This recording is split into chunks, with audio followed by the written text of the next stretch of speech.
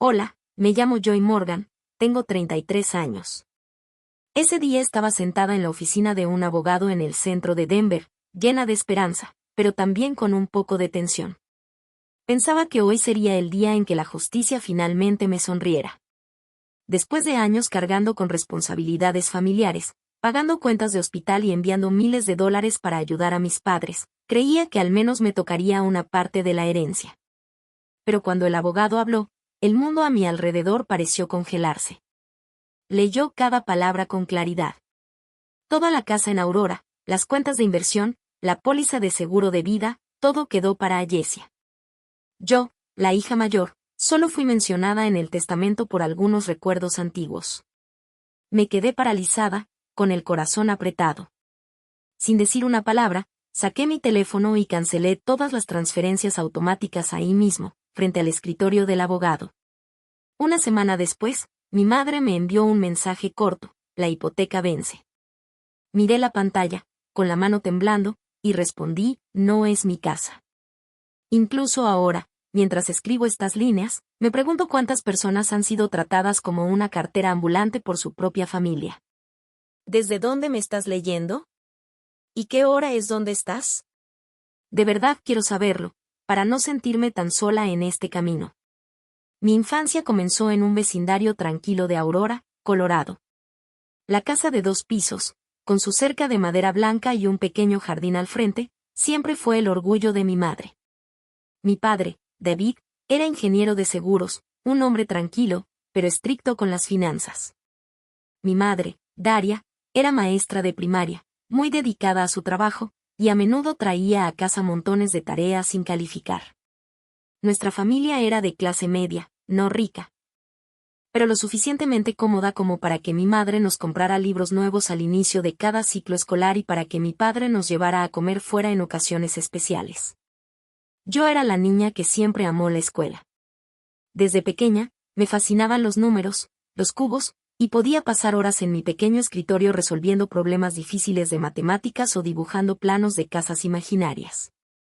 Recuerdo que cuando tenía apenas 8 años, corté cartón para construir una maqueta de casa y coloreé cuidadosamente cada ventana. Mi padre la miró, asintió y dijo: tienes talento para la ingeniería, igual que yo. Pero ese brillo en sus ojos duró solo un instante, porque rápidamente se dirigió a Ayesia mientras ella giraba su vestido y bailaba unos pasos torpes, haciendo que mis padres estallaran en risas. Ayesia tenía 6 años menos que yo, era la bebé de la familia. Nació con una sonrisa deslumbrante y unos ojos que sabían cómo captar la atención. Mientras yo me dedicaba a mis estudios, a Ayesia la animaban a participar en todo tipo de actividades extracurriculars, baile, teatro, musicales, incluso clases de arte. Era vivaz, expresiva, capaz de iluminar toda una habitación con una historia divertida. Mientras tanto, cuando yo traía a casa un examen lleno de calificaciones perfectas, lo máximo que recibía era un asentimiento: bien. Siempre has sido inteligente. De cualquier forma, el favoritismo en nuestro hogar se volvió tan normal que ni siquiera sabía cómo llamarlo cuando era pequeña. Pero recuerdo vívidamente una noche de verano, justo después de terminar mi último año de preparatoria. Había sido nombrada valedictoriana y me encontraba frente a cientos de estudiantes y padres para dar el discurso de graduación. Fue uno de los momentos más orgullosos de mi vida.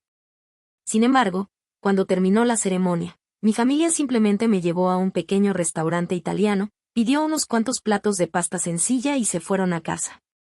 No me atrevía a decir nada. Solo me repetía a mí misma que no debía esperar demasiado.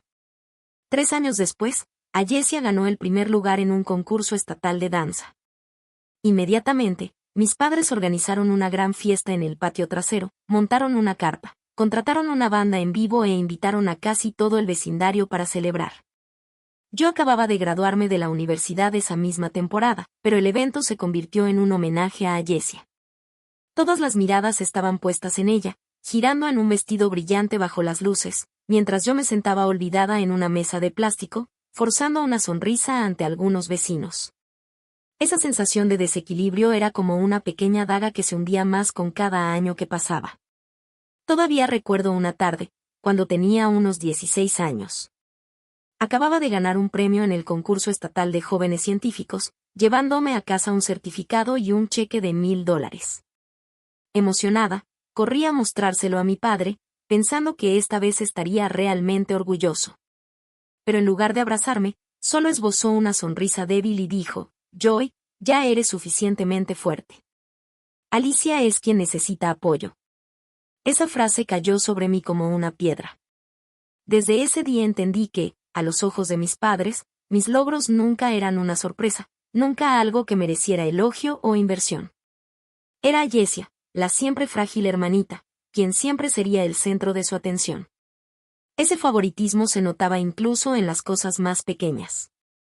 Cuando pedí inscribirme en una clase avanzada de matemáticas, mi madre dijo que la colegiatura era demasiado cara y probablemente innecesaria, ya que yo ya era buena. Pero cuando se trataba de que Alicia quisiera clases de ballet con la maestra más reconocida de la ciudad, no dudaron en escribir el cheque e incluso la llevaban a práctica todas las tardes. Yo me acostumbré a comprar mis propios libros de referencia en tiendas de segunda mano, mientras Licia siempre tenía vestidos nuevos para las fiestas de cumpleaños. Mirando hacia atrás, no creo que mis padres me odiaran. De verdad creo que nos amaban a ambas, pero su amor estaba distribuido de manera desigual. Conmigo, amaban desde la fe, confiando en que siempre cuidaría de mí misma. Con Alicia, amaban desde la acción, protegiéndola, proveyéndole todo, resguardándola de cualquier tropiezo.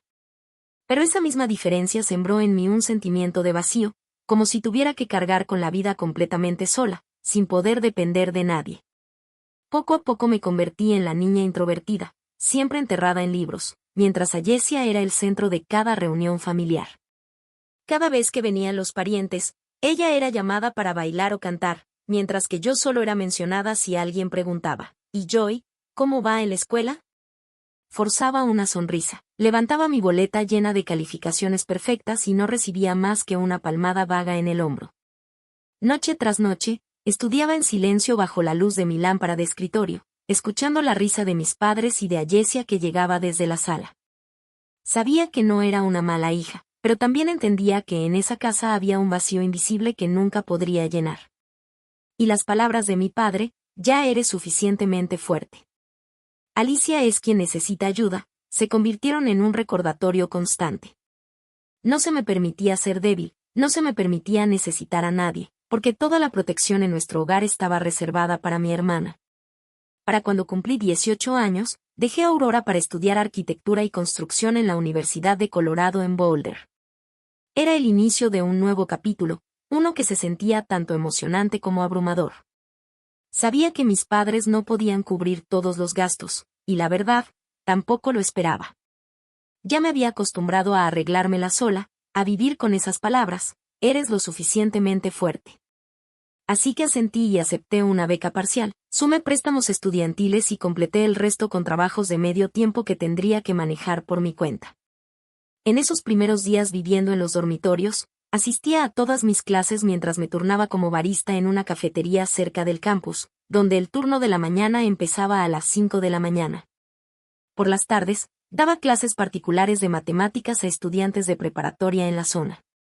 Algunas noches terminaba de trabajar casi a la medianoche solo para sentarme otra vez en mi mesa de dibujo y terminar diseños pendientes. Mi cuerpo estaba agotado, pero en mi corazón ardía un fuego: iba a construir un futuro que nadie pudiera negar. Mientras yo rascaba cada dólar para comprar libros usados en Amazon, Allesia, cuando le llegó el momento de ir a la universidad, fue enviada a una prestigiosa escuela privada en California. Todavía recuerdo el día en que toda la familia la acompañó al Aeropuerto Internacional de Los Ángeles. Mis padres la abrazaban con lágrimas en los ojos e incluso pagaron extra por el equipaje con sobrepeso. Mientras que yo alguna vez manejé sola mi pequeño camión de mudanza hasta mi dormitorio sin que nadie estuviera ahí para despedirme. Su colegiatura, su dormitorio y sus gastos de vida fueron cubiertos completamente por nuestros padres. Ellos simplemente decían: esta es una oportunidad para que Allesia desarrolle su talento artístico. Tú ya tienes becas. Tú puedes cuidarte sola. Muchas noches, detrás del mostrador de la cafetería, pasaba mi celular y veía Instagram. Mi feed estaba lleno de imágenes de Allesia: playas de Malibú, fiestas iluminadas con neón, escapadas lujosas con sus amigos. Ella sonreía con una copa en la mano, poniendo como pie de foto frases llenas de libertad. Mientras tanto, yo olía a café molido, con los dedos agrietados de lavar tazas y una larga lista de tareas esperándome. El contraste se hacía más marcado con cada año que pasaba. Yo iba poniendo ladrillos a mi futuro con sudor y perseverancia, mientras Alicia parecía deslizarse sin esfuerzo por un camino cubierto de rosas. Pero esas rosas no aparecían solas. Mis padres las habían recortado de mi propio trabajo, de los fondos que bien pudieron haber aliviado la carga para ambas, y lo destinaron todo a ella. Empecé a darme cuenta de que el amor en nuestra casa nunca se había repartido de manera justa, y esa verdad fue creciendo dentro de mí como una sombra que se expandía. Recuerdo un invierno, durante las vacaciones, cuando regresé a casa. Llevaba un dibujo de diseño que mi profesor había elogiado mucho, con la esperanza de que mis padres se sintieran orgullosos. Pero cuando lo extendí sobre la mesa del comedor, mi madre apenas le echó un vistazo antes de cambiar de tema para hablar de los planes de verano de Alicia en Italia. «Vas a asistir a un taller internacional de moda. Ya lo pagamos». Me quedé ahí, mordiéndome el labio para tragarme la sensación de quedar fuera, y en silencio doblé de nuevo el dibujo. Durante todo ese tiempo me aferré a mi orgullo. No quería parecer celosa, ni quería discutir. Me repetía que algún día mi éxito hablaría por mí. Pero la verdad era que, en esa casa, la injusticia se había vuelto una costumbre, y el cariño que me mostraban siempre venía con una condición: tú puedes cuidarte sola. Esas palabras sonaban dulces, pero eran un rechazo disfrazado, como si mi fortaleza significara que yo no merecía cuidados. Con el tiempo, dejé de esperar elogios o reconocimiento. Me construí una coraza hecha de sonrisas y de las mismas frases de siempre: estoy bien. Pero, por dentro, sabía que el amor de familia no es algo que pueda racionarse o repartirse como si se vendiera. Y aún así, en la casa Morgan se entregaba de manera selectiva, y yo siempre era la que quedaba afuera. Esos años universitarios se volvieron un punto de quiebre. Me di cuenta de que no podía seguir viviendo con la esperanza de ser tratada con justicia. Si quería una vida con valor, tenía que crearla yo sola desde cero, sin importar cuánto del amor y del dinero de mis padres se hubiera derramado sobre los hombros de Allesia. Desde entonces entendí que cada paso que daba no era solo sobre mi educación o mi carrera, era también una batalla silenciosa contra el favoritismo que se había filtrado en cada rincón de mi familia. Después de graduarme, empecé a trabajar en una importante firma de arquitectura en Denver. En esos primeros días, me vi arrastrada por un torbellino de proyectos, plazos y gruesos montones de planos por revisar. Aprendí de quienes iban adelante, trabajé horas extras sin que me lo pidieran y poco a poco me fui convirtiendo en una de las empleadas más respetadas de la empresa. Pero en el fondo sabía que no quería quedarme siendo solo otro nombre más en la lista de una compañía. Quería construir algo propio, una firma que llevara mi sello personal, donde pudiera unir mi pasión por la arquitectura con mi sueño del desarrollo sustentable. Así que, después de 3 años de ahorrar, reuní hasta el último dólar que tenía, pedí un préstamo bancario y lancé Ecovision Design, una pequeña firma especializada en proyectos verdes y de eficiencia energética. En ese momento, todos decían que estaba loca, una mujer joven, sin respaldo familiar, atreviéndose a abrir una empresa en una ciudad tan competitiva como Denver. Pero yo no tenía nada que perder. Me lancé de lleno al trabajo, acumulando semanas de 80 horas, comiendo sopas instantáneas y durmiendo en un sillón dentro de mi oficina rentada. Era la directora, la contadora y hasta la encargada de los mandados, todo al mismo tiempo. Hubo noches en las que me quedaba dormida desplomada sobre mi mesa de dibujo, con la dura luz de neón iluminando las ojeras bajo mis ojos. Y aún así, me sentía viva, porque cada gota de sudor era prueba del futuro que estaba construyendo con mis propias manos. Mientras yo luchaba por levantar mi carrera, Allesia seguía buscándose a sí misma entre una serie de trabajos fallidos. A veces trabajaba como asistente de relaciones públicas. Otras, intentaba vender cosas en línea, pero ninguno de esos empleos le duraba más de unos meses. Muy seguido llamaba a mi madre llorando, quejándose de que el ambiente no era el adecuado, de que la gente no entendía su talento. Y, como siempre, mis padres la consolaban, culpaban a las circunstancias y nunca la responsabilizaban de nada. Hasta que un día, Alicia anunció que quería abrir una boutique de moda en el centro de Denver. Mis padres la financiaron de inmediato, sin pensarlo dos veces ni detenerse a analizar los riesgos. Tiempo después, una amiga que vivía cerca de Aurora me contó que la boutique de Alicia estaba decorada con lujos. Había rentado un local en una ubicación privilegiada del centro, exhibía vestidos carísimos e incluso contrató a un fotógrafo profesional para retratar su colección. Alicia subió fotos a las redes, presumiendo su auto nuevo con el pie de foto. La inauguración salió genial, me consentí con un regalito. Yo me quedé mirando esa foto con sospecha. ¿De dónde había salido el capital para esa boutique? Ella había fracasado en varios trabajos seguidos y mis padres no es que tuvieran tanto dinero de sobra. Aún así, no discutí ni la acosé. Regresé a mi oficina y me hundí en el siguiente proyecto. Ya me había acostumbrado a depender solo de mí. Creía firmemente que la única justicia real en esta vida era la persistencia. Que quienes de verdad trabajan, tarde o temprano cosechan lo que siembran. Fue en ese ritmo cuando, de pronto, mi padre sufrió un infarto y tuvo que ser llevado de urgencia al hospital. Yo, en ese momento, estaba en medio de la negociación de un contrato importante con un cliente. Yo había estado ahorrando para comprar equipo nuevo para mi empresa, pero cada centavo de esos $28,000 lo transferí directo al hospital. Firmé el cheque en silencio, sin dudarlo. Me repetí a mí misma, es mi deber. Esto es lo que un hijo debe hacer. Pospuse la compra del equipo, retrasé los planes de la empresa y acepté más noches sin dormir para compensarlo. No me puse a compararme con Alicia ni a preguntar si ella había aportado un solo dólar, porque ya sabía la respuesta. Tiempo después, una noche que pasé a visitar, mi papá suspiró de repente y me dijo bajito en la cocina. Hija, intenté invertir en un proyecto inmobiliario, pero fracasó.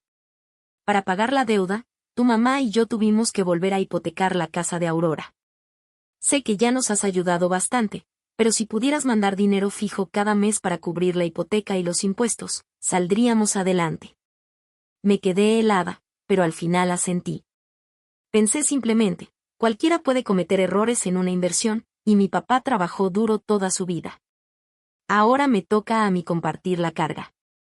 Cada mes, sin fallar, abría la app del banco en mi celular, escribía la cantidad de $2,400 y presionaba transferir.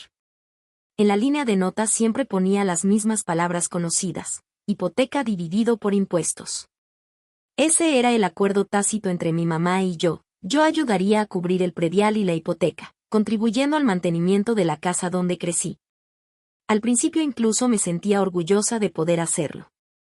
Muchos de mis compañeros aún batallaban con sus deudas estudiantiles, y yo podía apoyar a mi familia mientras levantaba mi empresa. Me decía a mí misma que eso era prueba de que en verdad era fuerte, tal como siempre lo afirmaba mi papá. Pero poco a poco, las razones que mi mamá me daba para necesitar más dinero empezaron a inquietarme. Un mes me dijo: el predial subió este año. Vas a tener que mandar más, me dijo una vez. Otro mes, suspiró y me comentó: el techo necesita reparaciones. Es caro. Por favor, ayúdanos a tu papá y a mí a cubrirlo.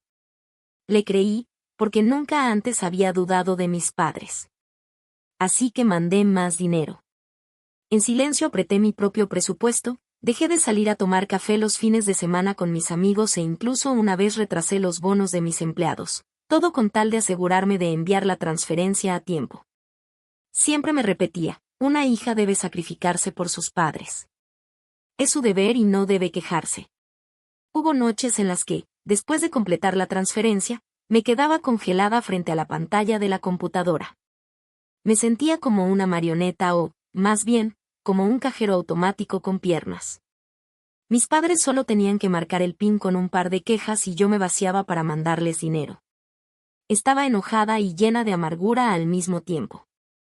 Durante años había trabajado semanas de 80 horas, comido y dormido en la oficina, solo para que el dinero que ganaba fluyera directo al sueño de Allesia, un sueño por el que ella jamás había pagado ningún precio. Hubo noches en que me quedaba sola en la oficina de Ecovision de Sign, mirando contratos sin firmar, con el corazón lleno de resentimiento. Quería gritar: ¿dónde está la justicia? ¿Dónde está el amor? Pero me lo guardaba. No me permitía ser débil. En lugar de eso, me decía: está bien, considéralo tu deber. Una hija debe sacrificarse por sus padres. Esa frase se volvió un estribillo conocido en mi mente, como un sedante que me impedía enfrentar la verdad demasiado cruel. Sabía que me estaban aprovechando, pero me daba miedo admitirlo, porque en el momento en que lo dijera en voz alta, la ya frágil relación con mis padres terminaría por romperse del todo. Así que seguí mandando el dinero, seguí interpretando el papel de la hija fuerte, aunque por dentro ya empezaba a quebrarme. No me daba cuenta de que cada clic de transferencia no solo estaba vaciando mi cuenta bancaria, sino también desgastando la confianza que tenía en mi propia familia. El día que me citaron en la oficina del abogado en el centro de Denver, el aire otoñal afuera estaba fresco, pero dentro de mí ardía un fuego intenso. Pensé que, al menos, ese sería el momento en que mis padres tratarían a las dos hijas con justicia, después de tantos años de cargar con el peso de todo. Me tranquilicé diciéndome, tal vez no son buenos para expresar cariño, pero seguro no me van a dejar de lado cuando se trate de repartir la herencia. La sala de juntas era pequeña, con una mesa larga de madera pulida, y sobre ella reposaba un grueso montón de papeles. El abogado se acomodó los lentes y empezó a leer línea por línea. La casa en Aurora, valuada en aproximadamente $700,000, queda en su totalidad para Alicia Morgan. Sentí que el corazón se me apretaba, pero guardé silencio, esperando escuchar más. Las cuentas de inversión, valuadas en $200,000, también pasan a nombre de Alicia Morgan. La póliza de seguro de vida, valuada en $250,000, igualmente queda para Alicia Morgan. Cada cifra me golpeaba como el martillazo de un juez, retumbando en mi cabeza hasta hacerme zumbar los oídos. Me quedé helada, con las manos tan apretadas que las uñas se me enterraron en la piel. Entonces el abogado hizo una pausa y me miró con un dejo de lástima. Lo que resta será para Joy Morgan, la vieja máquina de coser de su abuela junto con algunas fotografías familiares. Su voz se suavizó, como si ni él pudiera ignorar la injusticia tan evidente. Asentí apenas, tragándome las lágrimas que amenazaban con salir. Por un instante fugaz me sentí como un personaje secundario en la historia de mi propia familia, a quien le entregaban unas cuantas reliquias sin vida como su parte. Volteé a ver a mi padre. Estaba sentado erguido, con el rostro sereno, como si todo hubiera estado decidido desde hacía mucho tiempo. Sentí que la garganta se me cerraba cuando pregunté: ¿y yo qué? Después de todos estos años, después de todo lo que he aportado, de estar siempre al lado de la familia en cada dificultad, ¿por qué lo único que me toca son unas fotos y una vieja máquina de coser? Mi padre respondió con voz baja pero firme: Joy, tú ya tienes una empresa sólida. No necesitas estas cosas. La que necesita ayuda es Alicia. Era la misma frase que me había perseguido desde niña, repetida una vez más, ahora como un cuchillo girando en una herida que nunca sanó. Solté una risa amarga. ¿Y qué hay de todo el dinero que he mandado por años? $2,400 cada mes, más las cuentas del hospital, más las reparaciones de la casa. Todo salió de mi sudor. Al final, terminé pagando una casa que jamás voy a heredar. La sala se llenó de silencio, roto únicamente por el golpeteo rítmico de la pluma del abogado contra la mesa.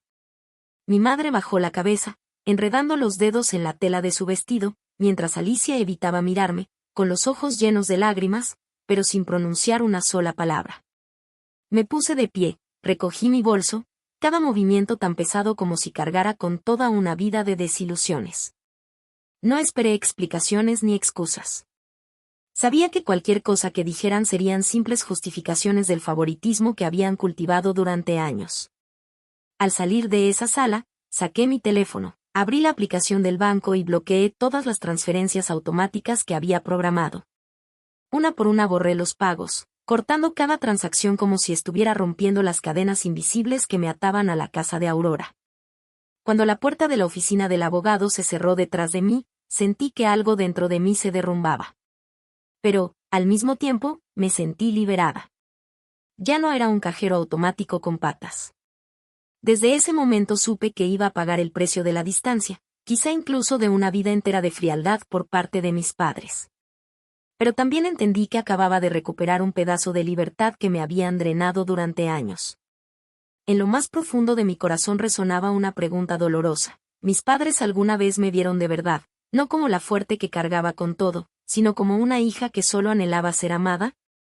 Esa noche, al regresar a mi pequeño departamento en Denver, me senté en silencio en el sofá, mirando la pantalla de mi celular que aún mostraba las confirmaciones de las transferencias automáticas canceladas. Sentía el corazón pesado y vacío a la vez, como si una parte de mí hubiera perdido toda la sangre. Sabía que necesitaba enfrentar la verdad. No solo quedarme con la sensación de traición, sino respaldarla con números, con evidencia clara. Así que llamé a Michael, mi asesor financiero y contador, quien me había acompañado desde los primeros días de Ecovision de Sign. Era meticuloso, preciso con cada cifra y, lo más importante, nunca me dejaba engañarme a mí misma. Nos vimos en su oficina a la mañana siguiente. Sobre la mesa había un montón de estados de cuenta que yo misma había impreso cuidadosamente a lo largo de los años. Michael se ajustó los lentes, hojeó cada página y comenzó a golpear su pluma contra la libreta. Joy, tenemos que hacer un desglose detallado. Cada pago, cada mes, sin omitir nada. Asentí, abrí mi laptop, con las manos temblando un poco, pero decidida a no dejar que las emociones me dominaran. Pasamos horas ahí, registrando absolutamente todo. Las transferencias recurrentes de $2,400 cada mes, los cheques para cubrir las cuentas del hospital cuando mi papá fue operado. Incluso los miles extra que mandé cada vez que mi mamá decía que el techo tenía goteras o que la calefacción necesitaba reparaciones. El total me dejó sin aliento. Más de $180,000 en 5 años. Me quedé mirando la cifra final en la pantalla de Excel, con el corazón latiendo tan fuerte que sentí que iba a reventar. 180,000. Eso no era solo dinero. Eran mis noches sin dormir, las veces que pospuse comprar nuevo equipo para mi empresa, las vacaciones que cancelé para ahorrar. Era mi juventud drenada para una casa que nunca iba a heredar. Michael levantó la vista, con los ojos agudos. Joy, ¿alguna vez revisaste a dónde iba realmente ese dinero? Titubeé, luego negué con la cabeza. Siempre había confiado en mis padres. Confiaba en que el dinero se usaba exactamente en lo que decían. Michael guardó silencio unos segundos, luego abrió su laptop y cargó los datos de transacciones que yo misma le había entregado. Sus dedos se movieron rápido por el trackpad hasta que se detuvo y giró la pantalla hacia mí. Ahí estaba, claro como el agua, transferencias de la cuenta de mis padres a una cuenta bajo el nombre de Alicia Morgan, casi inmediatamente después de mis depósitos. A veces en cuestión de días, otras veces en cuestión de horas.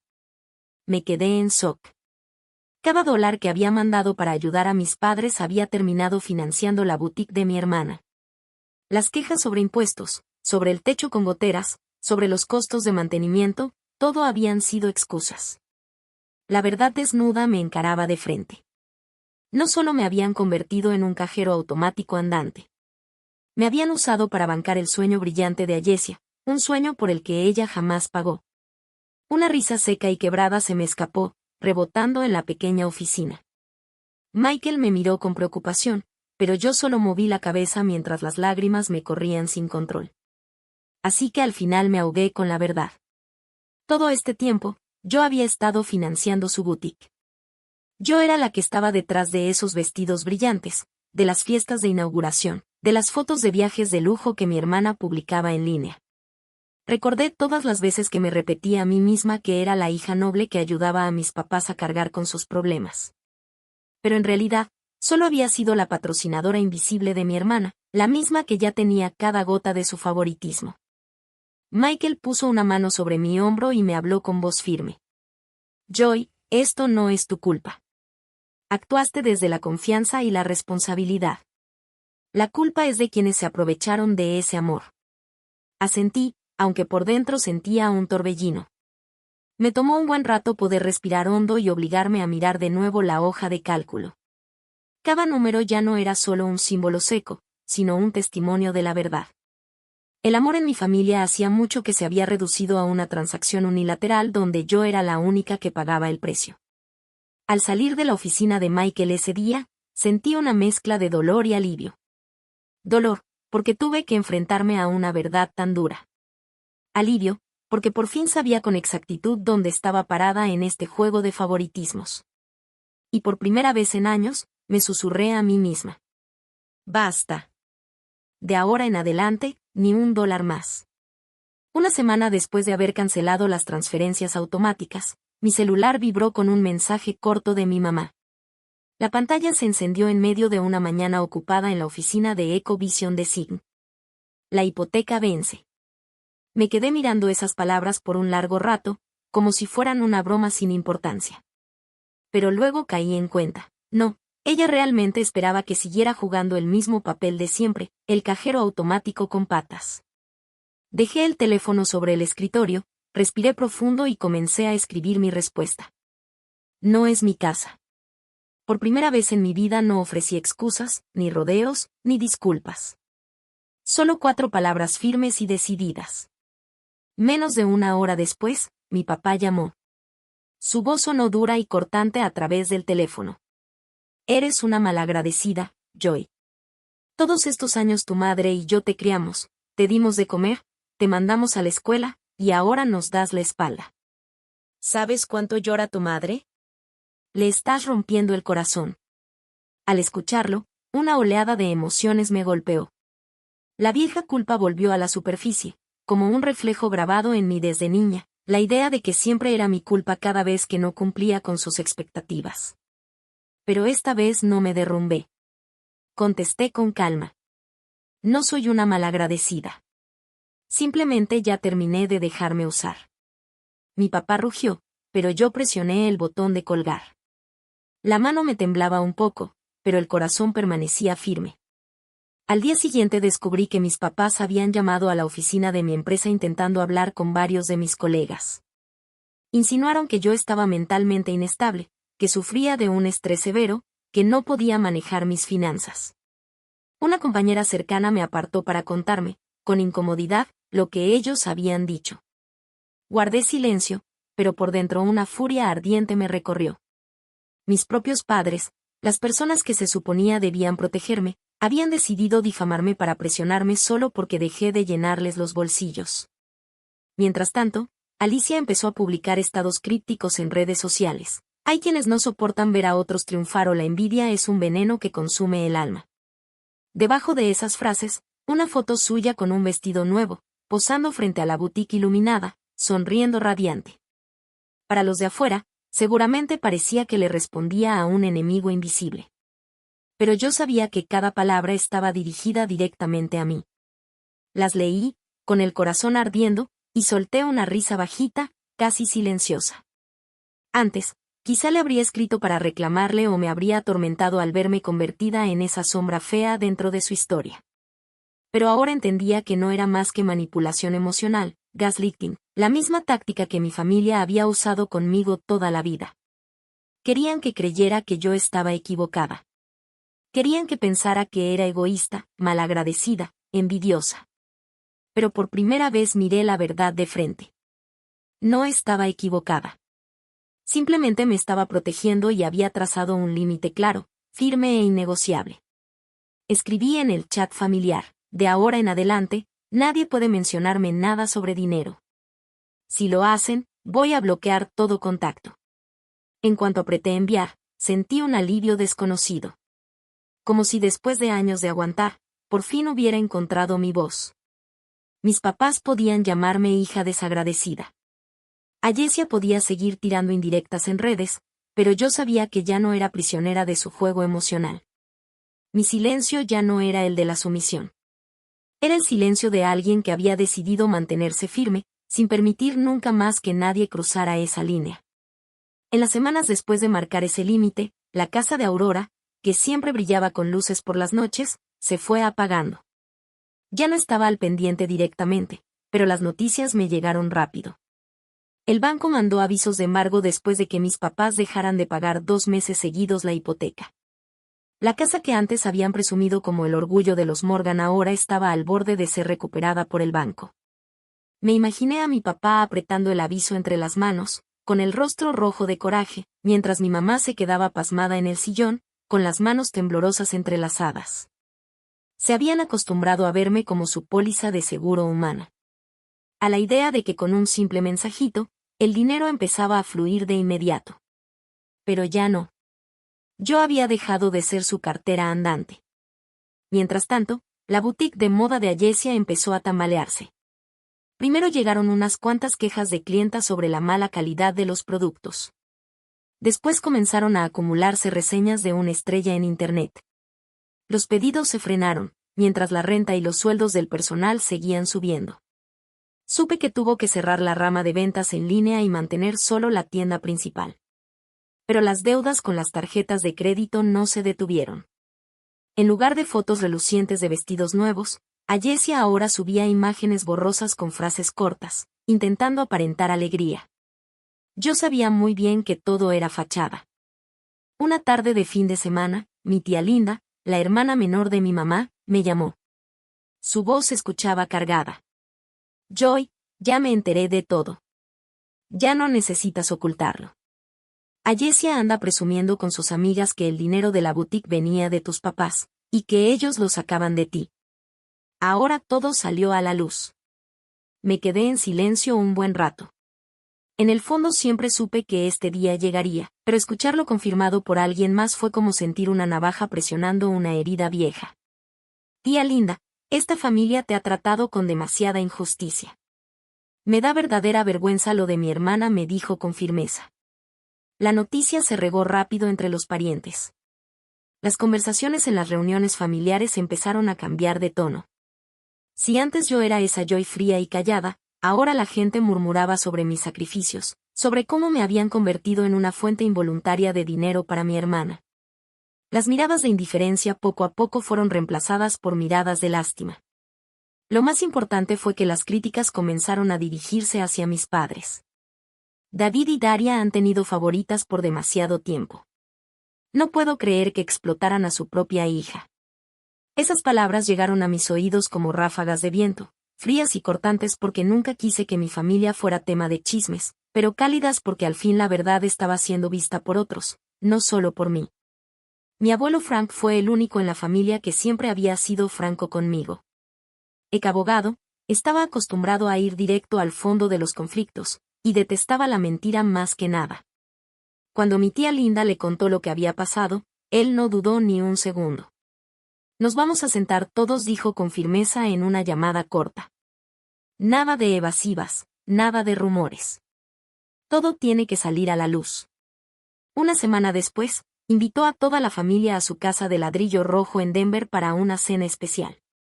Yo llegué temprano, con una carpeta gruesa en la mano. Sobre la larga mesa del comedor, mi abuelo ya había puesto la vajilla de porcelana antigua que solo usaba en ocasiones importantes. El ambiente estaba tenso, estirado como un alambre. Cuando mis papás y Ayesia entraron, pude ver la incomodidad en sus ojos. La mirada de mi papá iba de un lado a otro del cuarto.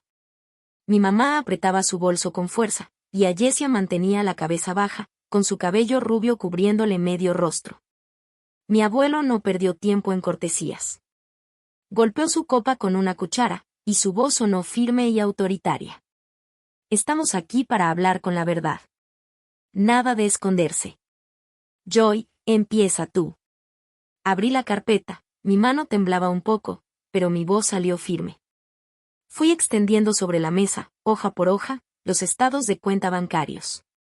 Los depósitos de 2.400 pesos que enviaba cada mes, los cheques de las cuentas de hospital, y las transferencias que terminaban en la cuenta de Ayesia apenas unas horas después de que yo mandaba el dinero. En los últimos 5 años he pagado más de 180,000 pesos, dije, mirando directo a mis papás. Aquí están las pruebas. Esto no es algo que me inventé. Mi papá se levantó de golpe, con la cara enrojecida. No entiendes. Era algo temporal, siempre planeamos devolvértelo. Tú ganabas tanto dinero, solo queríamos darle a Ayesia la oportunidad de empezar, agregó mi mamá rápidamente, con la voz temblorosa. Contuve mi enojo y empujé los papeles hacia ellos. Podrán negar mis sentimientos, pero no pueden negar estos números. Esta es la verdad. El aire se volvió pesado, casi irrespirable. El abuelo Frank fijó la mirada en su hijo, con los ojos fríos como el hielo. David, Daria, convirtieron a su hija mayor en una cartera sin fondo. Ella no es un banco. Es su hija. Sus palabras retumbaron en la sala, dejando a mis padres sin respuesta. Mi mamá se limpió las lágrimas mientras mi papá agachaba la cabeza en silencio. Entonces, de pronto, Ayesia levantó el rostro. Sus ojos estaban llenos de lágrimas, su voz temblaba. Perdóname, Joy. Nunca pensé, yo solo hice lo que mamá y papá me decían. Nunca aprendí a valerme por mí misma. He sido débil, y sé que me he recargado demasiado en ti. Las lágrimas corrían por sus mejillas, y por primera vez no vi orgullo ni esa ligereza con la que siempre se mostraba, sino a una joven perdida. Tomé aire profundamente y le contesté con suavidad. Ayesia, no me debes una disculpa a mí. Te la debes a ti misma. Necesitas aprender a caminar sola, en lugar de dejar que mamá, papá y yo siempre te cubramos. La habitación quedó en silencio, roto únicamente por el leve tintinear de una cuchara contra una copa de vino. Ayesia asintió, con los hombros pequeños temblando, pero en sus ojos alcancé a ver un destello que nunca había notado antes, la chispa de un despertar. Esa cena no tuvo risas, ni la calidez de una familia reconciliada. Pero sí tuvo la verdad. Y la verdad, aunque doliera, era mejor que las dulces mentiras que habían cubierto a la familia Morgan por tantos años. Al salir, sentí un enorme vacío dentro de mí. Pero dentro de ese vacío comenzó a soplar un aire nuevo, el aire fresco de la liberación. Sabía que después de esa noche mi familia jamás volvería a ser la misma. Pero al menos, por primera vez, todos habían enfrentado la verdad. Después de la tensa cena en casa del abuelo Frank, mi familia salió de esa habitación con el rostro pesado. Nadie podía negar la verdad ya. Los números, los estados de cuenta, las pruebas que puse sobre la mesa habían derrumbado el muro de excusas que mis padres habían intentado levantar con tanto esfuerzo. Su silencio esa noche fue su confesión, pero enfrentar la verdad era solo el primer paso. El precio todavía estaba ahí, y esta vez ya no podían cargarlo sobre mis hombros. Un mes después, mis papás se vieron obligados a vender la casa de Aurora. El banco había emitido la última advertencia y ya no había más dinero mío para cubrir los huecos.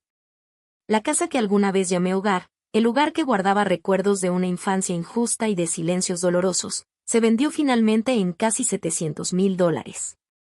De esa cantidad, pagaron el ELILOC de más de $310,000 junto con una montaña de otras deudas. Lo que quedó no fue mucho, apenas lo suficiente para comprar un departamento pequeño en Lakewood, mucho más modesto que Aurora. Me enteré de la noticia por la tía Linda. Dentro de mí se mezclaron muchas emociones, dolor, arrepentimiento, pero también alivio. Era un final inevitable. La consecuencia directa de malas decisiones. Y esta vez, yo no estuve ahí para rescatarlos. Ayesia tampoco se libró de la tormenta. La boutique de moda en la que mis papás habían invertido tanto dinero y energía terminó por cerrar. Las deudas de tarjeta se amontonaron, los clientes se fueron y ya no existía mi apoyo invisible para mantenerla en pie. Escuché que lloró muchas noches, enfrentando por primera vez la realidad de que la vida no se sostiene con el brillo de las redes sociales. Después de ese golpe, decidió inscribirse en un curso de administración de negocios en un community college cerca de Denver, mientras trabajaba medio tiempo en una pequeña cafetería.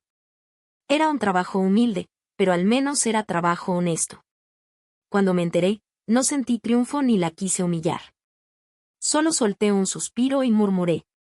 Al fin, empezaste. Un día de invierno, recibí un sobreentregado en mi oficina. La letra era temblorosa, pero tan familiar que me apretó el corazón. Era de mi papá. Estaba sola en mi oficina mientras el atardecer pintaba la ventana con un resplandor dorado, y con cuidado abrí el sobre.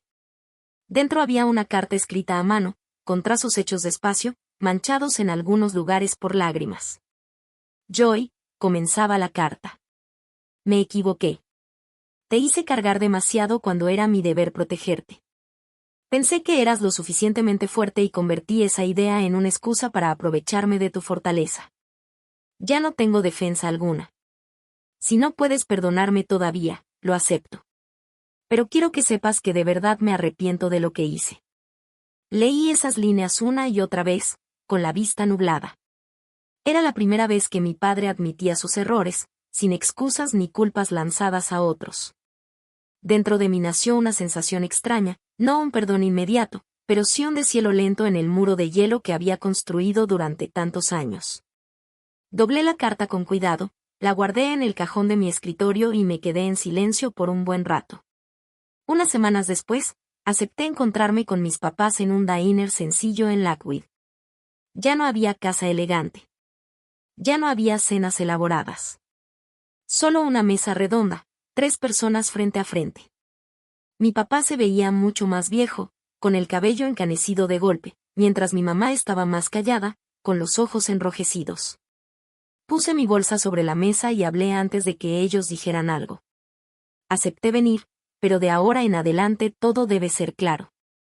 No más dinero, solo familia, si es que aún queda algo. Si quieren mantener contacto conmigo, que sea con verdad, con cariño, no con exigencias. Mis padres asintieron en silencio. No hubo promesas adornadas, ni escenas fingidas de arrepentimiento, solo aceptación. Y para mí, con eso bastaba.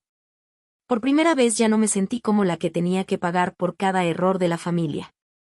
Había marcado mis límites con claridad, y mis papás entendieron que, si los cruzaban, yo no volvería.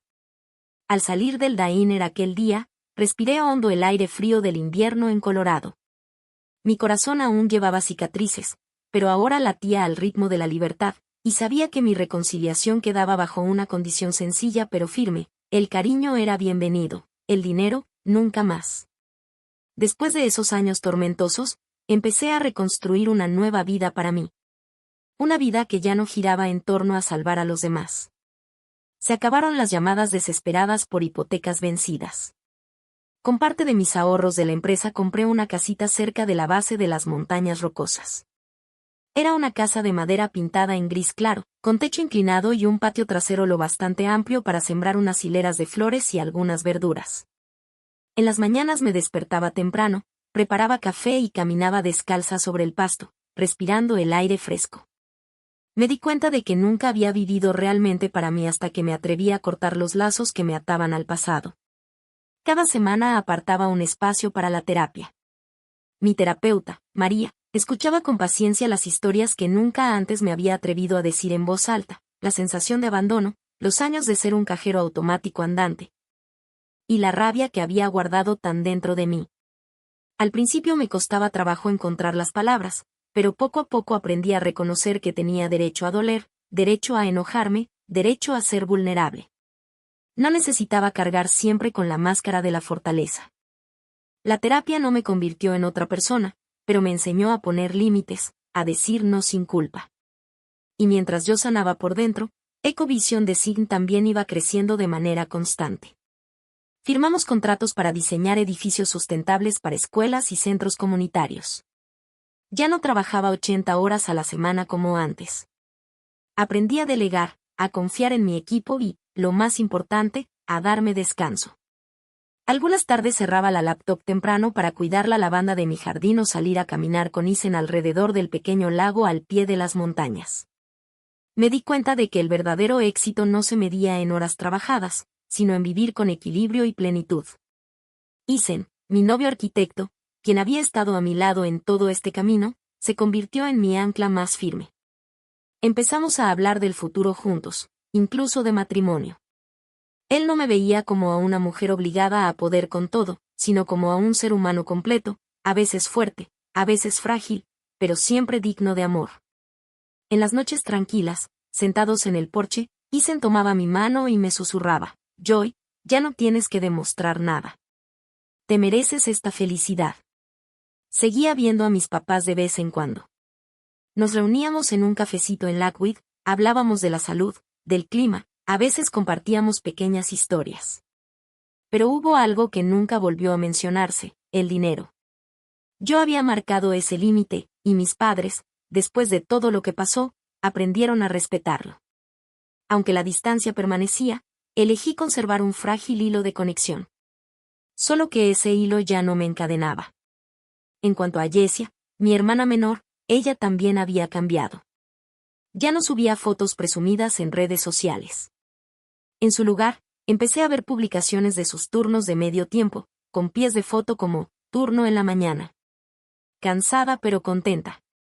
Una noche, recibí un mensaje inesperado de ella. Porque me cortaste el dinero, por fin aprendí a vivir por mí misma.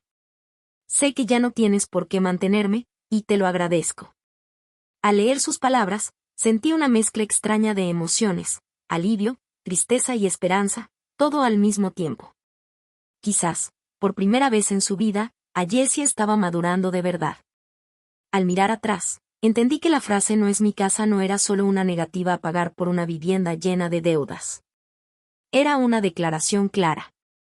Estaba rechazando un hogar tóxico para poder construir el mío propio. Ya no era una cartera andante, ya no era la hija olvidada, ya no cargaba con una responsabilidad que no me correspondía. Era Joy Morgan, una mujer que había redefinido su valor, no a través de una herencia, ni del reconocimiento de sus padres, sino a través de la libertad y la decisión. Una tranquila tarde de fin de semana, después de cerrar la oficina de Ecovision, aseguré la puerta.